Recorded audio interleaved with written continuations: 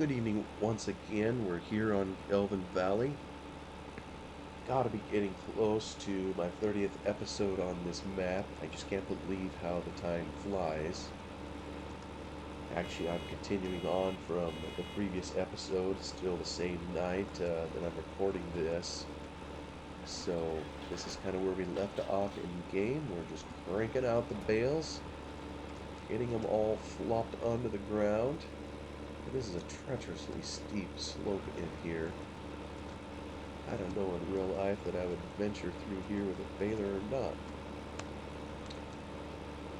I've been around hills all my life, but maybe I'm just more of a chicken. Sometimes it's so steep it's easier to come in cab, kind of like this, to get a different perspective, or to make sure you stay over the top of the windrows you're baling it. All I will say is it's going a whole lot quicker baling than it did combining, which is a good thing. Yeah, I think I mentioned on a previous video, I don't tend to get bored very easily with this game. There's enough variety and things going on, and hey, I remember those days of being in the field for bone-wearying hours, as you worked on bringing a crop in or whatever, but I just don't mind.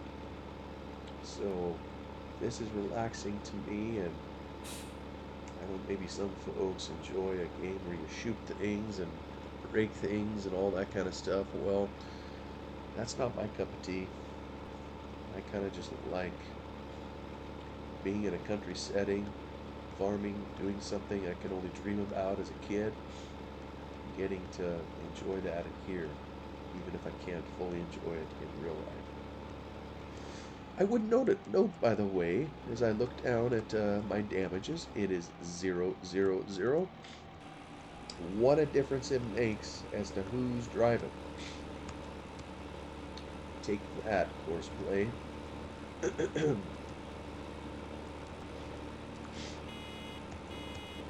Wow, these come out fast. As fun as it is to do these round bales, I think when we can finally afford it, meaning when I can get rid of that deficit up there of 41 grand in the hole, hoping I can sell enough bales, maybe get close to getting out from under that. We'll see. At some point, I'd like to get a square baler so I can just keep on driving and break these out and not have to slow down. And that reminds me, I think the last time we were in here, I even talked about a mod that Decker MMIV made where you didn't have to stop. When you outputted a round bale, you could keep going. I think it would slow you down substantially, but it would automatically kick out the bale and you could just keep going. I forgot to look for that. Maybe I'll remember after this episode. We'll see. Here's another one.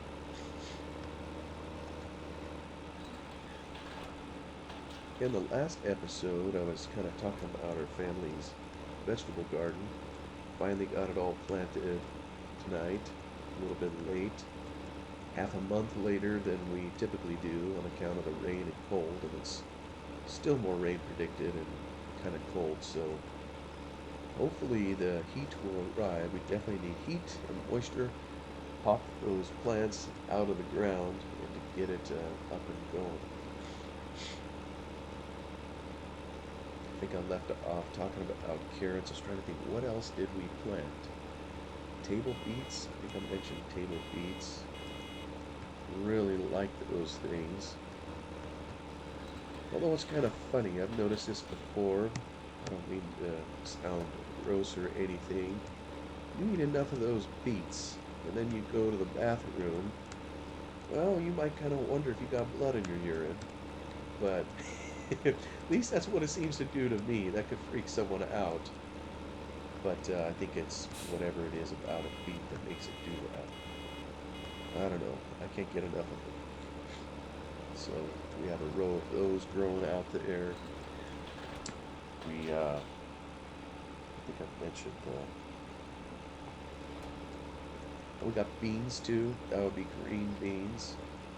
And I mentioned in the last video, um, as a kid, we would put these in, and I don't know, the beans that we plant are called bush beans. They grow only in a bush shape, kind of along the ground. I think that, that innovation, if you will, of the bean has been around a long time. My mother has told me stories about how when she was a kid, when they grew green beans commercially, that it was kind of a summer job for she and some other kids her age, to help put up the poles with pole beans. And I can't imagine how much work that would be to do all that. When we did it in the garden at home, Dad, for some reason, he always thought the pole bean was a little bit more quality versus the bush bean. I don't know if he's right on that. So, as a family, we kind of got used to putting those in each summer when we planted the garden. We had some metal stakes. We pounded it with a sledgehammer, and then we had some wires running between them, and then we would take some twine and we would run it between the wires so that the beans had something to climb. I guess that kind of harkens back to the story of Jack and the Beanstalk. So that's kind of how we did it for many years. But the ones we planted, my wife and I, it's just a regular old bush bean, and I don't know, that's kind of worked in the past. We'll get a few beans off of them and enjoy them for a supper or two. Not in huge production, but I do remember as a kid, we had a couple rows of these. We had a massive garden, the family of 7 kids. There was a lot going on in the garden. We spent a lot of time there. Uh, so we had a couple rows of green beans, and it seems like you could pick them multiple times. So maybe the pole beans did have better output, or maybe that was a deciding factor. Maybe they had output, period. Maybe the bush beans were kind of one pick and done. And I gotta say, you'll see fields kind of in the area here where I live where they grow beans commercially. And for years, it's just been the bush beans. When my mom did it as a kid, it was pole beans because they didn't have the machinery to pick the beans, with a machine. I think that's why it was a really good thing for kids for summer labor. You not only would you help the farmer set up all the poles and everything for the beans, you'd help string them, but then you would be there to help pick all the things. Well, not so anymore. You'll see these massive machines out there cutting beans and harvesting them in the field. I think it's one cut and go. They don't grow back. They don't produce more beans. So I even wonder, the bush beans we plant, and maybe that's a difference with the pole beans of years ago is, they only put out one crop. So I don't know. Maybe what we should do as a family for our garden is do a little bit more work and put up some poles. But what do I know? All I know is it's a lot of work. And it was hard enough work just to plant it as it is. My job, of course, in the garden is to do all the hard stuff.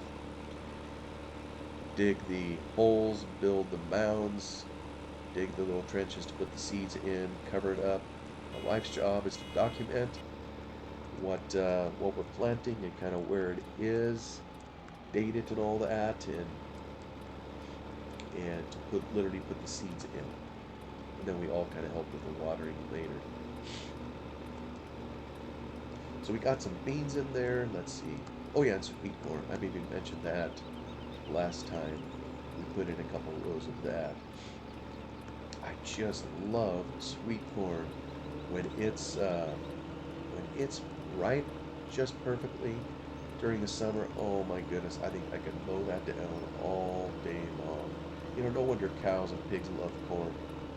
This is sweet corn. I've never eaten field corn, but man alive, if it tastes as good as this does to my palate, I can see why they like eating corn. But that's another thing, and like I said in the last video, I don't want to beg for comments, but you can comment or not if you want. Something I've never been able to fully figure out, and maybe I just need to watch enough YouTube to do it, is how do you tell when a cob of corn is ripe and ready to eat? It seems to be a short fall we've had. It's been hit and miss. Sometimes when I go pick the corn, I do the best I can to look at color, some of those kinds of things. Sometimes it's just overripe. And I'm sure everybody here is, oh boy, he's going to outpace me going up this hill. Overripe corn, I'm sorry, it just isn't as good as corn that's been properly ripened. Properly ripened is like eating candy, at least to me. Little butter on there and salt and pepper, and it's, ooh, that's good stuff. I think my mouth waters just thinking about it. But when it's not, when it's underripe, I mean, you can tell. It's like, in fact, you don't even eat it, which is totally underripe. But overripe, it's the thicker, heavier kernels. It's harder to chew. You can tell it has more starch in it. And it's like, oh man, screwed up again, and we harvested it too late. So, yeah, anybody listening to this has any advice on how to tell when corn is ripe, I'm all ears. Ears of corn, that is. Oops, better turn off my blinkers.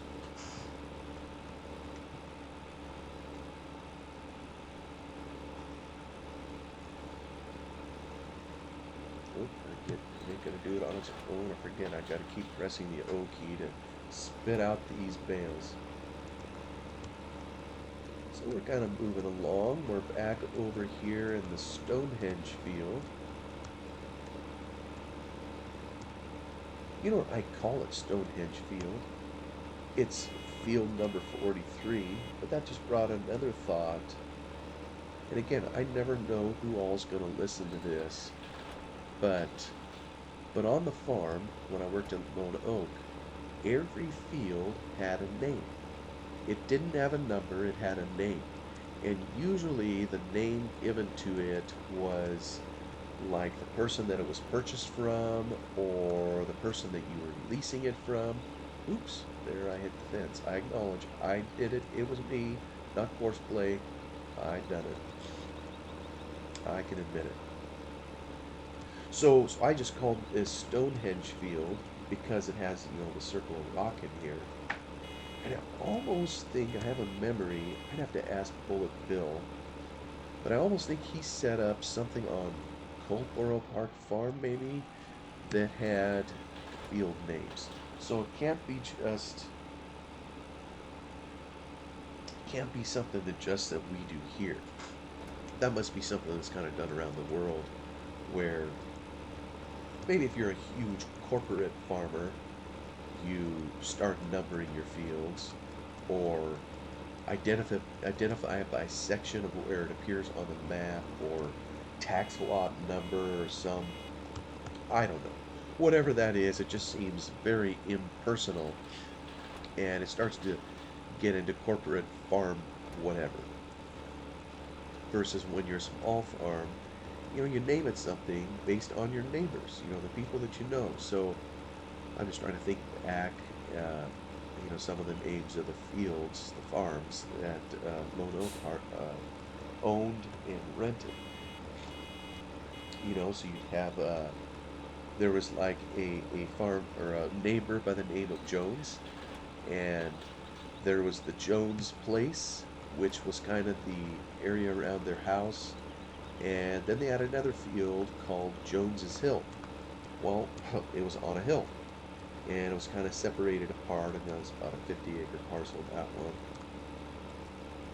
And there was another one that belonged to the Joneses, as I recall, but the field was closer to another neighbor, so they gave it another name. I think they called it Emma's place. That field was fun, by the way. It had all kinds of obstacles in it, and was a misshapen field if you ever saw one. Emma's place. They had a place they called McCormick's place. For an old widow lady, I think, that owned that place. Mater. That was the name of another place. And then their, property at home. The home place. Lone Oak Hill. You know, just some of these other names, or there was another landlord. I think his name was Adam. First name. Now, for whatever reason, a lot of times the names given were the last names, say, of the landlord or the person they purchased it from. But in the case of this one, they called it Adam. So they had, well, let's see, what did they say? There was west of Adam's house. There was a parcel there. Not very creative. North of Adam's house. That's the first field I ever worked in when I started working for Lone Oak up there. North of Adam's house. I think in later years they called it by the name of his son-in-law, Nobles. Uh, Adam had a field, I think this was a 60-acre one, that was called the cherry tree field. And you would never know why it was called the cherry tree field unless you happen to know that years and years and years ago, maybe when my grandfather started farming it, it happened to have a cherry tree kind of at the top of the hill in this particular field. Well, by the time I started working on Lone Oak,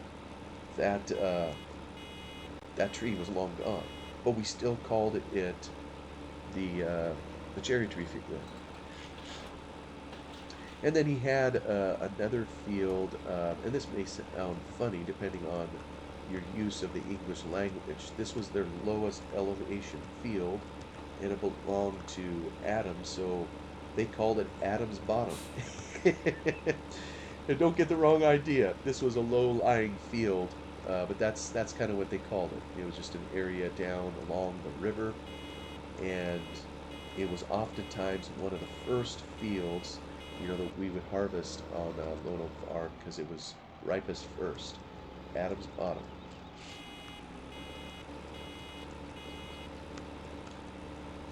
Another one they had was Brown, as I recall. Uh, so they had a field called the Brown 66. Well, that's because it was 66 acres. And I think they had purchased it from the Brown family many moons prior. The same parcel had another field on it, the Brown 20. That's a 20-acre parcel. That was a hilly field. Enjoyed working back in there. Kind of surrounded by pasture and grassland. So anyways, it just all depended, but it was, I don't know what made them ever come to mind. I guess I started doing it in here. I don't think of this as field 43. I think of it as Stonehenge, the Stonehenge field. Maybe it's the only field we have here in Gelvin Valley that has a name. But I'd be kind of curious what other people have done. You know, I don't know if that's just something we did out here, or if I'm pretty sure that's got to be universal. I'm almost positive I've heard of some others as to how they refer to their fields. For some reason, it just makes it seem a whole lot more personal, more, I don't know how to describe it, less corporate, more family farm oriented. Maybe I can just put it that way. You know, I'm not going to say corporate farmers shouldn't exist or whatever. I have a love and fondness for the family farm. I think a lot of people do. And there's a lot of family farms that turn into corporate farms. You know, if you're successful as a family farm, well, often you turn into a conglomerate of some kind. You know, that's just kind of the reality. But the farmer of old, it seems, you know, there was just a love for the earth and what it produced, and there was a love of husbandry, whether it was animals or plant husbandry, a genuine love for it, and I just feel that's lost in the big corporate farms. As necessary as some of them may be. You know, I realize we've got a lot of mouths to feed on the planet, so if you didn't have some of these massive farms, you know, how would we feed all the people? But I sure wish. Well, I don't know what I wish. There is trade-offs to everything, isn't there? You know, when I read history of the U.S., and I think this is similar for other nations too, and I look back in the day, when they first founded the country here, and you see how large a percentage of the population was involved in agriculture. That's what it took in order to feed everybody. And you were in the minority if you didn't work on a farm. And the farmers could barely feed themselves, let alone have some extra, to feed people in town who had other vocations. Necessary vocations indeed, but there was just an enormous amount of effort and resources taken up just to produce the food, that people needed to eat. So would I want to go back to an era like that? I gotta say I wouldn't. But with all the food and everything concentrated, or the farming concentrated in the hands of just a few, well, for one, that seems like a lot of power to one person, or just in the hands full of a few. And, it's kind of almost a dying art anymore, the idea of what it's like to plant a seed and to see something grow. For a number of years, boy, it was probably 20 years. My kids are getting out of grade school now. My youngest is just out of the 8th grade. I know I've mentioned that in a previous video. He graduated out of 8th grade, is headed to high school. But, when you're a little tight, that's when you should be learning stuff like that. What happens when you drop a seed in the ground? What's this seed do versus that seed? And just having the experience of growing something. All the more reason to have a garden. Learn some of that from little on up. And anymore, if you don't grow up in the country, you've been in town your whole life, you know, sometimes town people would look down their nose at country people. Oh, you just got a bunch of cow crap between your toes. You don't know anything. And I think vice versa too. Sometimes the country people will look at those in town kind of with a smug look. You don't even know where your food comes from. You're such a dunce. Well, it isn't that any of them are dumb or anything. It's just different experiences, that we all have. And so I was part of an organization for, I think, about 20 years. I think I've let everybody know I'm an accountant in my day job. And so I volunteered to serve on a board of this little organization. It was called Agriculture in the Classroom for the state where I live. And we produced a textbook, and we had people who would go into schools to teach kids about agriculture. Because, I'll tell you what, when you have only 2% or whatever it is of the population that live on a farm or that work in the soil, that's a tiny amount of people. And then you have on the other side of that a whole bunch of people who are clueless about where their food comes from, about the soil, about what it takes to run a farm. And all those people, that other 98%, they vote and they tell the 2% how to do their job. So, and that's some of just the reality. And so it's helpful, at the very least, if that 98% is informed, as to what the farmer has to deal with. And I know there's decisions society will make, you know, based on certain things. For example, I suppose someday society could say, you know what? No more chemicals. We want organic food only. Well, okay. But if you're going to vote in something like that, do you fully understand what that means? Do you understand that means we won't have as much food and that it's going to be a lot more expensive because, those chemicals that the farmers use are for a reason. They're to get rid of pests and weeds and all that. So I'm not here to say which one is right or wrong. It's just, I think, like we all know, there's trade-offs. Sure, I wish we could grow everything without any sprays or fertilizer or chemicals of any kind, but the reality is, in order to feed the planet, there's these kinds of things that we kind of need to do. So kind of the goal of this organization was to educate kids. I think the grade level that we were set up for, I believe, was fourth grade, and it was a history book too. It kind of had to tie into the state curriculum so classrooms could use it and whatnot. Just to teach kids and young people about agriculture and help them think. It's kind of like wild animals. Everybody likes wild animals. I love seeing deer. I got some sons who are avid hunters, and maybe some people listening to this wouldn't particularly appreciate that. Um, I'm somewhat ambivalent to it. I mean, what I really do believe though is if you're going to take an animal's life, you got to eat it. I mean, it needs to be for a purpose. This idea of just blowing away an animal because it's there and knocking it off. Well, I think there needs to be a purpose, personally. Not just my own personal preference, but I, of course, enjoy eating meat and all that too. And how did I get talking about this? Oh, I know what it was. Producing meat.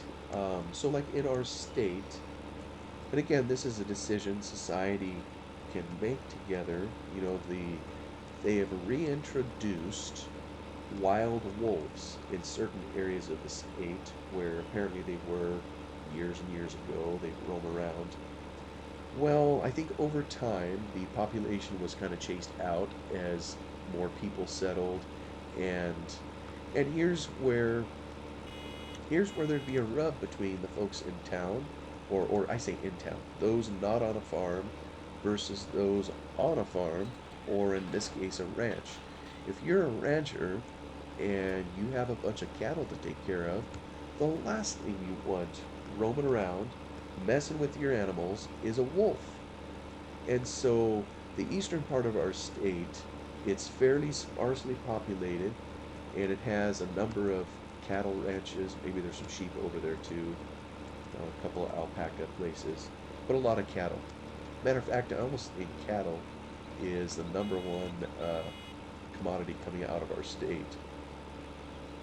So cattle's actually a pretty big industry. Well, thanks to Walt Disney, I call it the Walt Disney effect, and I'm going to sound maybe kind of bitter at this. I don't intend it to sound that way. It's just, it's like anything. There's trade-offs to the way things are. If you've never had to care for livestock, you've never had to see what a wolf does to a baby lamb or your sheep or your calves, ripping it apart because they're going to try to feed their family, and what it costs you, to the rancher, he would like to be able to go out there with, his rifle and take care of the wolf because it's costing him money. So, well, the state kind of recognizes this, although a lot of voters, they really don't want the rancher to shoot the wolf. So, but the compromise, I think, where they landed is, okay, rancher, if you see a wolf, and if you can prove the wolf has harmed you, well, then we'll go capture the wolf and relocate it, or maybe they'll kill it. I don't know what they'll do. But it's the state that handles it. If I'm not mistaken, that's kind of how they do it. Well, that can be pretty inefficient. It's maybe they won't be able to find the wolf. I mean, they're kind of a transient group, oops, I thought I'm gonna fail. Or maybe by the time they do find the wolf, he's killed a whole bunch more of your cattle. So, obviously, it's not the wild, wild west anymore. No pun intended to the author of this map, the wild, wild west. But these are some of the trade-offs, a society needs to think about. Do we put our local beef producers out of business because we don't allow them to defend their cattle? And here's the rub, it'll come at an extra cost, if you're going to have certain animal losses. So maybe the price of beef here is, and I don't know what it is. Let's say it's $5 a pound. I think that's pretty much on the low side. But let's say you can import it from somewhere else at $2 a pound. So, do we destroy the livelihood of our ranchers in this state and buy from out of state when we've told them thou shalt not do this, that, or the other? Or do we say, yes, please don't kill the animals, but we're going to stick by you and we're going to buy your product? Kind of in a global market anymore, that's the hard things kind of facing a farmer sometimes is you're competing with people clear across the globe, and you're not always competing on the same level. It's just it really grates on me. The propaganda. Well, I don't want to get political here. The information, shall we say, that comes out about the harmful effects of chemicals and all that, and yeah, those are things you need to be careful with. But they will ban certain things here in the country or in our state, and then the grocery store chains will turn right around and they will import food, fruits and vegetables that were grown with chemicals in other areas of the world. So it seems kind of hypocritical at best. If this is truly what you want, then support your local farmer, and don't just go get those other things that have all the so-called harmful stuff in it, but it's cheaper because you haven't regulated, these other areas of the world, where they can use some tools that you haven't allowed your own farmers. My word, I look at the time and wow, it has gone by. So I think I'm through another half hour already. Well, hopefully you enjoy this episode. Thanks for stopping by Gelvin Valley and listening to an old man rant and rave on his tractor as we try to make a few bales from the remnant of her harvest. So I'm going to call the episode there. Thanks for watching. We'll talk to you again soon. Bye bye for now.